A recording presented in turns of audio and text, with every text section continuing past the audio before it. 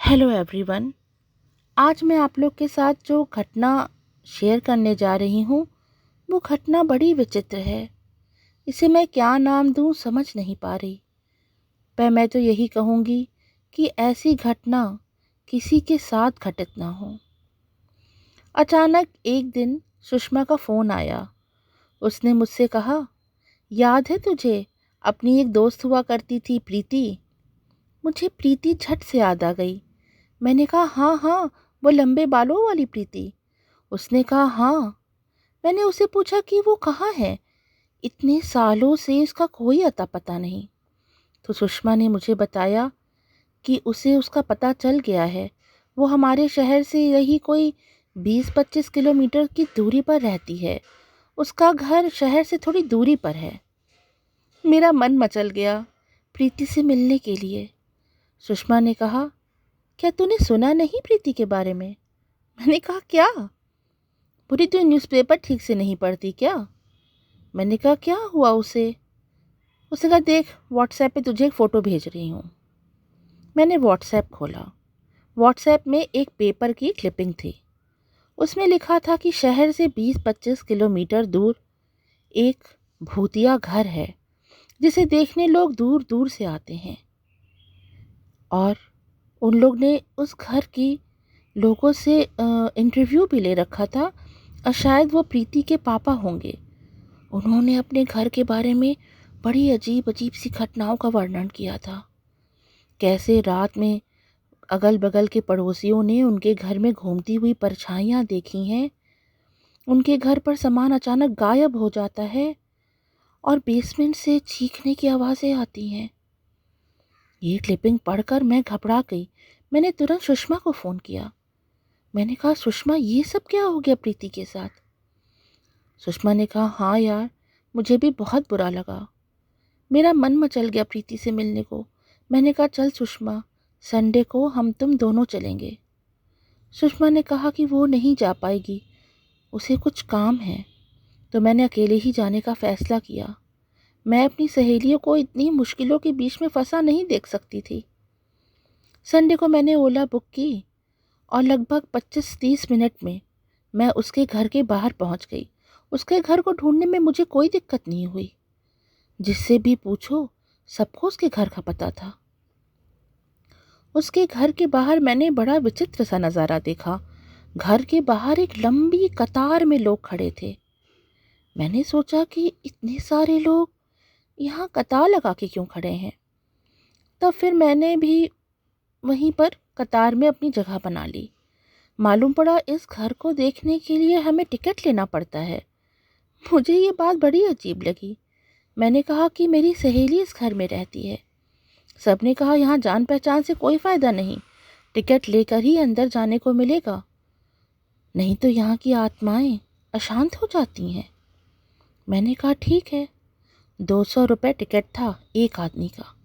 मैंने भी टिकट लिया और अपनी बारी का इंतज़ार करने लगी।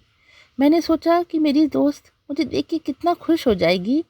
उसने तो सोचा भी नहीं होगा कि मैं इस तरह से यहाँ उससे मिलने आ जाऊँगी।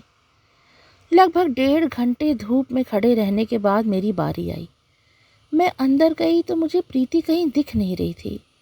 शायद उसकी मम्मी वहाँ खड़ी थी और उनके चेहरे के भाव इतने गंभीर थे जैसे कोई घर में बड़ा दुखद सा कुछ वातावरण बना हुआ हो। मैंने कहा, आंटी आपने मुझे पहचाना? मुझे प्रीति से मिलना है। उन्होंने धीरे से कहा, बिल्कुल चुपचाप कतार में चलती जाओ। मैं चुपचाप कतार में आगे बढ़ती गई। सब लोग खामोशी से ऊपर जा रहे थे। एक आध लोग उस घर की तस्वीरें भी ले रहे थे। मैंने भी अपना मोबाइल निकाला तो मुझे किसी ने टोक दिया।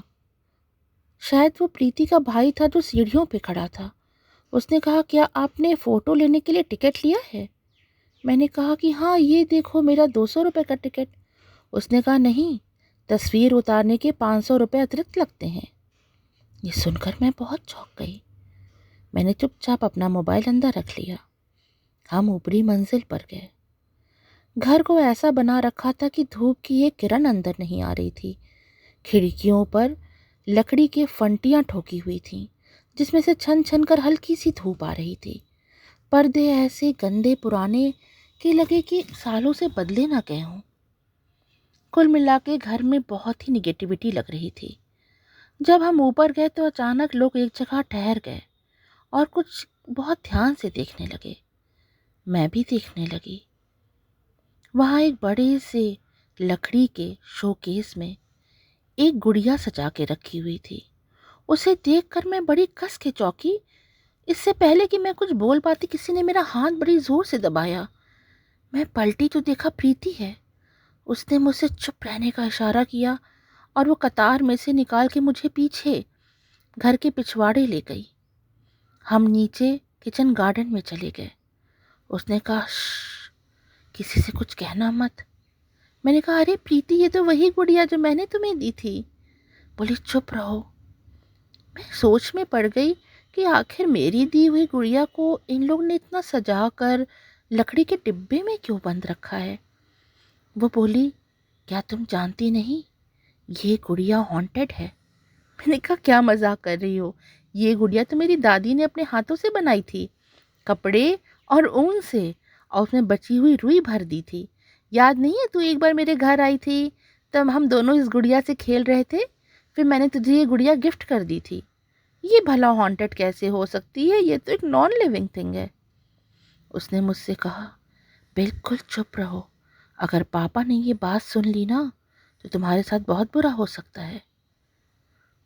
सब लोग बड़ी गंभीरता से उस घर को देख रहे थे और ना जाने अपनी डायरी में क्या क्या नोट कर रहे थे। मैं कुछ समझ नहीं पाई कि माजरा क्या है। हम वहीं नीचे चुपचाप बैठे रहे। कोई घंटा 1.5 घंटा और बीत गया। शाम हो गई। मैंने प्रीति से कहा कि अब मुझे चलना होगा।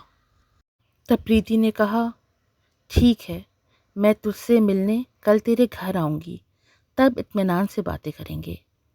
मैं लोगों की उत्सुकता और कौतूहल देख के बड़े असमंजस में थी। भले वो छोटी सी एक कपड़े की बनी हुई गुड़िया में वो इतने ध्यान से क्या देख रहे थे, और ना जाने अंकल वहीं खड़े उन्हें क्या कुछ नहीं बता रहे थे। मेरा तो सर घूम गया। मैं घर आ गई, लेकिन मैं बहुत बेचैन थी। जब मैंने पापा मम्मी को ये बात बताई तो वो गुस्साने लगे कि मैं क्यों कर ऐसे घर में गई थी, कहीं मुझे भी कुछ ना हो जाए। फिर मैंने उनसे बताया कि मुझसे प्रीति अगले दिन मिलने आने वाली है। इस बात से वो बहुत खुश नहीं हुए, लेकिन मुझे प्रीति का बहुत इंतज़ार था। मुझे उससे जानना था कि आखिर उसके साथ हुआ क्या क्या, और कैसे उसका घर हॉन्टेड हो गया है, जहाँ पैसे देकर लोग उसे देखने आते हैं। अगले दिन लगभग 2:30 बजे प्रीति मुझसे मिलने आई। वो पहली जैसी चहकती नहीं थी, बहुत गुमसुम सी थी। हम लोग की बातें शुरू हुई। फिर उसने कुछ कहना शुरू किया। उसने मुझसे कहा, तू जानती है प्रिया, पेट की भूख बड़ी ख़राब चीज़ होती है। 12वीं के बाद हमने ऐसे दिन देखे कि भगवान न करे कोई ऐसे दिन देखे। पापा की नौकरी छूट गई थी। वो शराब के नशे में डूब गए थे। वो रात को घर आते अक्सर मम्मी पे हाथ उठा देते। मैं और मेरा भाई दोनों ट्यूशन पढ़ाने जाते थे। आगे की पढ़ाई हमारी छूट गई। मम्मी ने तो कुछ दिनों तक दूसरों के घरों में खाना तक बनाया है। फिर एक रात हम सब बड़े खुश थे, क्योंकि एक शादी से हमें न्योता मिला था। हम सब ने सोचा कि आज खूब अच्छा अच्छा खाना खाने को मिलेगा। हम सब शादी में चले गए। जब हम लौट कर आए तो घर पर बड़ा हंगामा मचा हुआ था। मेरे घर के बाद कई पड़ोसी खड़े थे। उन्होंने कहा कि आपके घर में चोर घुस गया है।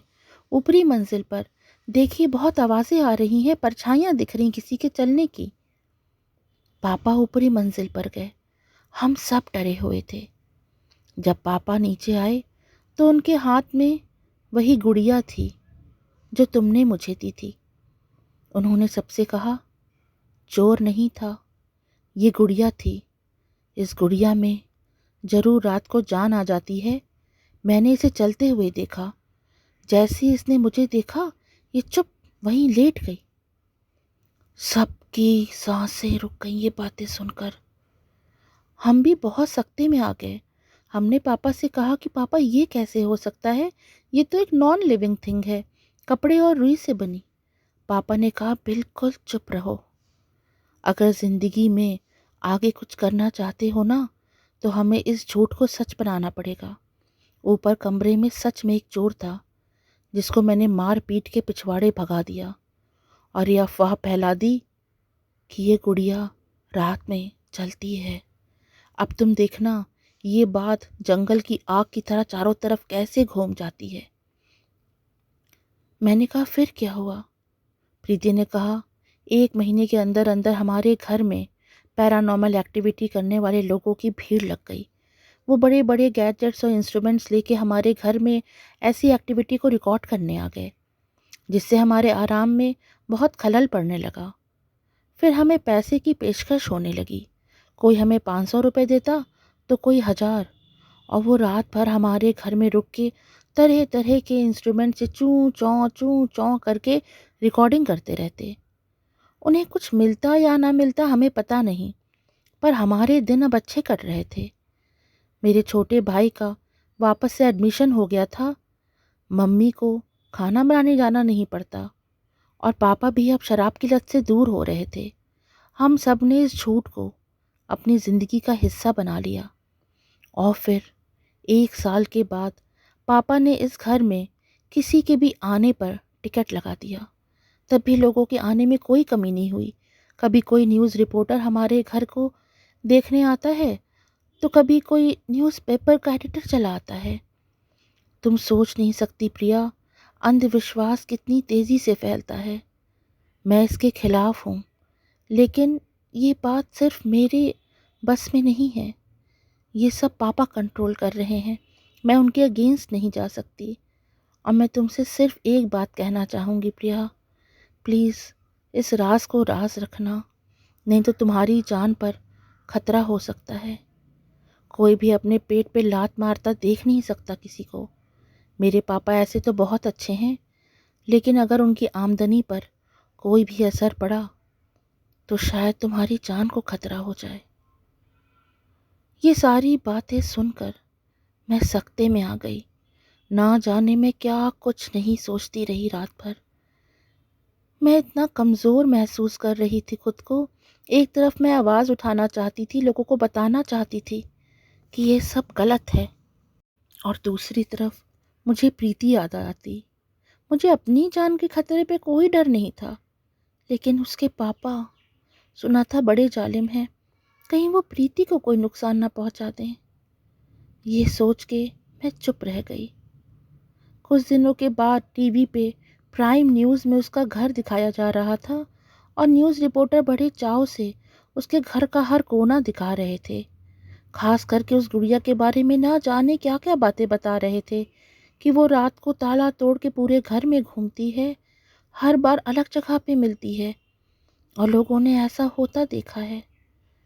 मैं यह सब देखकर ना हंस पाती थी और ना कुछ कह पाती थी, सिर्फ चुपचाप उठ के वो टीवी चैनल चेंज कर देती थी। ये था मेरा आज का संस्मरण। इसे सुनने के लिए आप सबका बहुत बहुत धन्यवाद। Bye for now.